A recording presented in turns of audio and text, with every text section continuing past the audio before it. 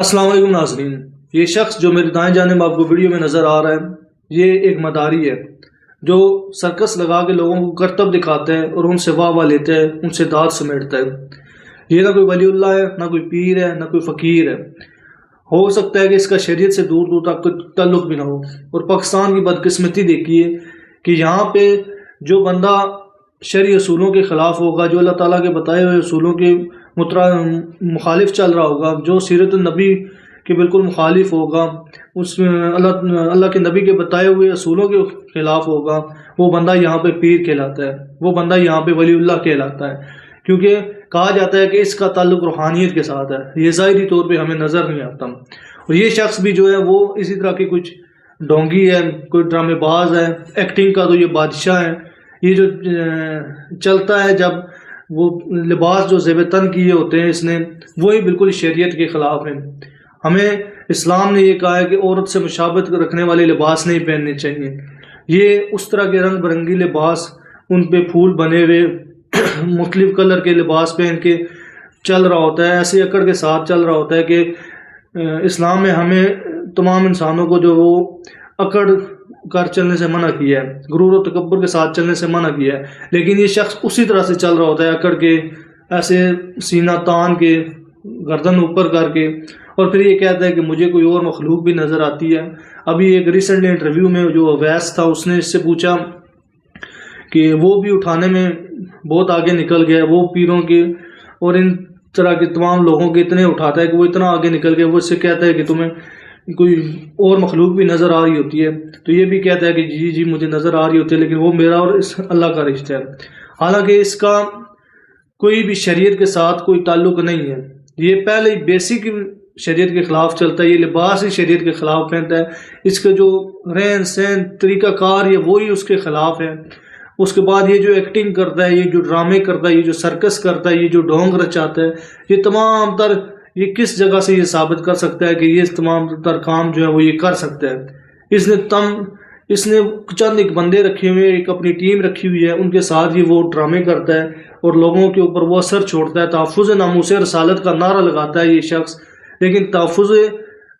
جو سیرت النبی ہے وہ نہیں کر سکتا، تحفظ سنت نبوی یہ نہیں کر سکتا، تو تحفظ ناموس رسالت کا نعرہ یہ کس لیے لگاتا ہے؟ یہ یورپ میں بھی جاتا ہے، یہ گالف کنٹریز میں بھی جاتا ہے، مختلف جگہ پہ جاتا ہے۔ اس نے کس فورم پہ، کس جگہ پہ جا کے انٹرنیشنلی اپنا احتجاج ریکارڈ کروایا ہے کہ جی یہ فلاں جگہ پہ توہین رسالت ہو رہی ہے، اس کے لیے ہم یہ کیا جائے، یہ فلاں جگہ پہ۔ اس نے پاکستان میں کون سی ریلی نکالی ہے ایسی؟ اس نے پاکستان میں کون سا احتجاج ریکارڈ کروایا ایسا کہ جو تحفظ ناموس رسالت کے چل رہا ہو؟ ابھی ریسنٹلی ایک سپریم کورٹ کا فیصلہ ہے، اس کے لیے اس نے کون سا بیان ریکارڈ کروایا؟ اس کی پہنچ اتنی دور تک ہے، تو اس نے کون سا ایسا کام کیا؟ یہ صرف ڈونگ رچاتا ہے، تحفظ ناموس رسالت کے نعرے کے پیچھے چھپتا ہے، لوگوں کا ایک حصار بنایا ہوا ہے، اس نے لوگوں کا ایک مجمع جمع کیا ہوا ہے جس کے پیچھے یہ چھپتا ہے، اور لوگوں کو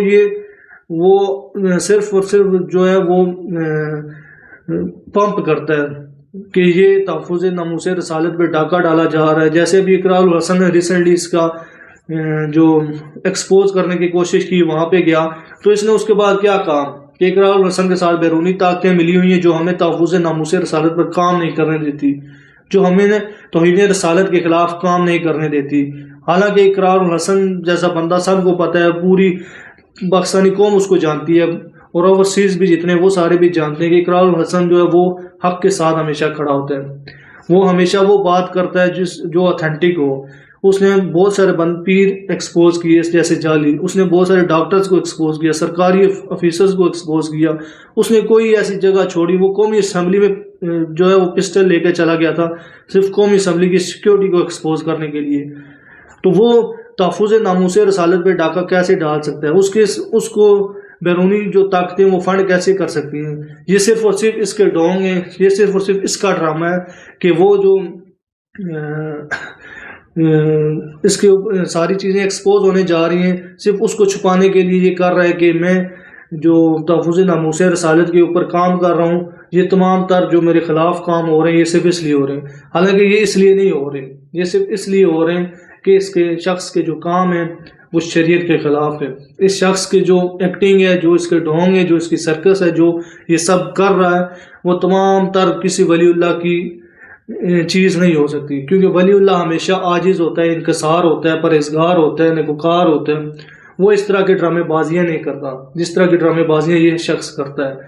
بہت بہت شکریہ آپ لوگوں کو۔